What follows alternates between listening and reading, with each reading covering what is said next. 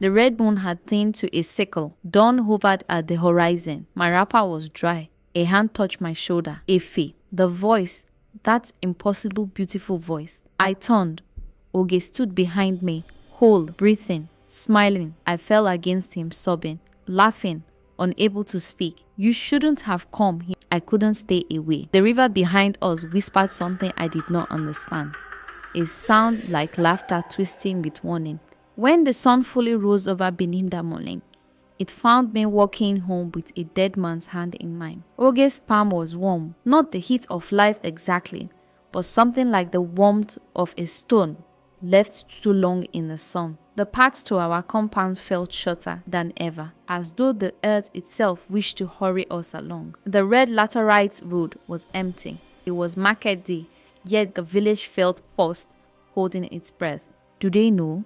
Odi asked softly. Know what? I replied. That I am back. I opened my mouth to say yes, but no sound came out. A strange pressure sat in my throat, as if words had to push through water before reaching the air. I don't think so, I finally managed. Then we must be careful. That was the first of many warnings I would ignore. At home, our compound looked exactly as I had left it the night before. The black cloth stick tied to the doorway, the calabash of morning water untouched. He stepped inside, sat on the wooden stool he had carved with his own hands. I wept again, this time from relief. For 7 days we hid. I told the neighbors that my grief had driven me mad, that I wished to be alone. They nodded with pity. Widowhood often comes with madness. Only old Mama lingered by the fence one evening, peering at the compound with narrow eyes. You are not alone, she said slowly. I am, I replied too quickly. She sniffed the air. Then why does your house smell like iron and river water? I quickly shut the door without answering. She can feel it, he murmured. The living always sense what does not belong. But you do belong.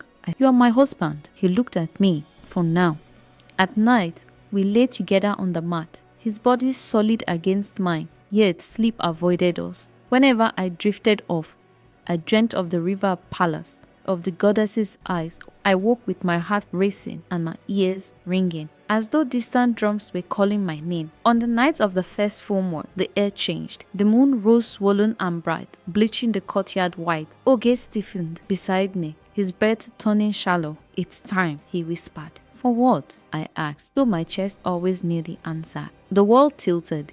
A pain bloomed behind my eyes. Sharp, sudden, blinding. I screamed, clutching my face. When the pain passed, silence. Not the quiet of night, but the absence of something that had always been there.